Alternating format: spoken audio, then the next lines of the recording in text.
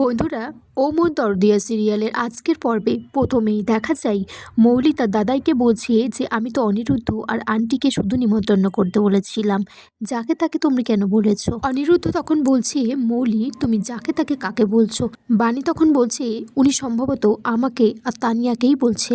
তখন মৌলির মা ঈশানী বলছে কাউকে কোথাও যেতে হবে না, আর মৌলিকেও বলে তার ভাষাটাকে সংযত করতে। নয়নতারা তখন বলছে মৌলি দিদিভাই ভেবেছিল যে ছোটবেলার মতো ও অনিরুদ্ধর সাথে এই পুজোটা কাটাবে, কিন্তু বাণী তো তখনকারের কোনো পার্ট ছিল না, তাই ও বুঝতে পারছে না। অনিরুদ্ধ তখন তার মাকে বলছে যে আমি বলেছিলাম তো এইসব নিমন্ত্রণ কিছুই না, শুধুমাত্র আমাদেরকে অপমান করবে বলে ডেকেছে। শিবনাথ তখন অনিরুদ্ধকে বলছে আমি শুধুমাত্র বলে এসেছিলাম রায় পরিবারের এই পুজোতে চ্যাটার্জি বাড়ির সকলকে আসতে, আর চ্যাটার্জি পরিবার বলতে আমি শুধু অনিরুদ্ধ তোমাকে আর সাথীকে বোঝাই, আর কাউকে নয়। অনিরুদ্ধ তখন বলছে যেই পুজোতে আমার স্ত্রী আর মেয়েকে মর্যাদা দেওয়া হবে না সেখানে আমি থাকবো না। অনিরুদ্ধ নয়নতারাকেও বলে যে তুমি গুরুজন, তোমাকে কিছু বলা আমার শোভা পায় না, কিন্তু তুমি বাণীর সাথে যে ব্যবহারটা করছো একদম ঠিক করছো না। অনিরুদ্ধ তখন বলছে তোমরা সবাই ভুলে গেলে যে বাণী রায় পরিবারের বৌমার প্রাণ বাঁচিয়েছিল, আর আজকে এই তাই প্রতিদান দিচ্ছ। বাণী তখন অনিরুদ্ধকে বলছে আপনি দয়া করে চুপ করুন, আজকে এই পুজোর দিনে দুই পরিবারের মধ্যে একটা মিল হওয়ার সম্ভাবনা তৈরি হয়েছিল, সেটা আপনি নষ্ট করবেন না। সাথী তখন বলছে তানিয়া এরা অনাহত অবাঞ্ছিত, সেই পুজো রক্ষা করতে আসা আমার উচিত হয়নি, চলো এখান থেকে। অনিরুদ্ধ বানিয়া তানিয়া সেখান থেকে চলে গেলে মৌলি বলছে বিপদ এবার অনিরুদ্ধ পড়বে, সিইও চেয়ার ওর আগেই আমি নিয়ে নিয়েছি কেড়ে, এবার সেই পাওয়ার দিয়ে আমি ওকে বিপদে ফেলবো। মৌলি বলছে অনিরুদ্ধ যে আমাকে রিজেক্ট করেছিল তার বদলে সে আমার পায়ে এসে আমার কাছে ক্ষমা চাইবে। এদিকে অনিরুদ্ধ বাণীকে বোঝাচ্ছে যে আগে যেটা হয়েছে আর যা হলো কোনোটাই তোমার দোষ নয়, ওটা রায়বাড়ির একটা সমস্যা।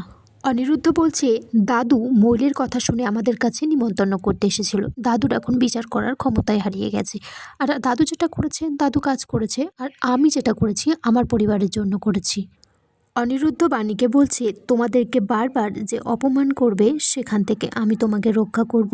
তারপর বাণীকে বলে তুমি ওষুধ খেয়েছো, তারপর বাণীকে ওষুধ দেয়, তার হাতের ব্যান্ডেজটা খুলে তার হাতটাকে ম্যাসাজ করতে থাকে যাতে তার হাতটা ঠিকঠাক হয়ে যায়। এদিকে বিদ্যুৎ বলছে বাণীকে এমন শাস্তি দেব বাগদেবীর দিব্যি খেয়ে বলছি। বিদ্যুৎ আর কুয়াশা মিলে বাড়িতে একটা উকিল নিয়ে এসেছে, তানিয়াকে কিডন্যাপ করার চক্রাচ্ছে।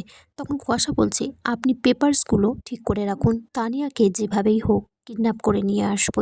এদিকে বাণী বাড়িতে অনেকগুলো সবজি নিয়ে এসেছে রান্না করবে বলে, তখন তানিয়া বলছে মা এই গাছপালা দিয়ে রান্না হবে তো সিদ্ধ করে, যেটা আমরা গ্রামে থাকতে খেতাম, জনু পিসিরা তাতা দিদিরা খেত।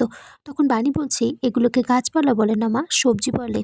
তখন সেখানে সাথী আসে, বাণী সাথীকে বলছে যে গোটা গোটা রান্না করতে হয় সবজিগুলোকে দিয়ে, আপনাদের বোধহয় সেটা নেই। তখন সাথী বলছে না আমরা তো পূর্ববঙ্গের, আমাদের না ওই শীতলা পুজো ওটা ছিল, আমরা তো নিচে গিয়ে ঈশানী আমাকে শিখিয়ে দিয়েছিল ওটা।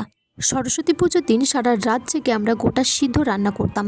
এদিকে মৌলির মা ঈশানীও বলছে যে গোটা রান্না করতে আর ভালো লাগছে না আজকে, প্রত্যেকবার তো সাথীর সাথে করি, কিন্তু গতকাল সরস্বতী পুজোর জন্য যা ঘটলো সেটা সাথীকে গিয়ে বলতেও তো পারছি না।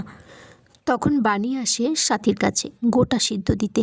সাথী বলছে এই গোটা সিদ্ধটা তো আমার রেসিপি, আমি নামানোর আগে একটু মৌরি আর আদা ছড়িয়ে দিতাম, এটা তুমি কোথা থেকে শিখলে? এদিকে বাড়িতে মা শীতলা লক্ষ্মীর পাঁচালি পড়ছে সাথী নিজে, সেখানে অন্তরা আর্য এসেছে। পুজো শেষে বাণী সকলের হাতে প্রসাদ দেয় আর সকলকে সুতো পরিয়ে দেয়। সাথী তারপর অন্তরাকে বলে মিষ্টি মা বলে যখন ডেকেছিস তখন এখানে হাতে সুতো পরিয়ে দিই।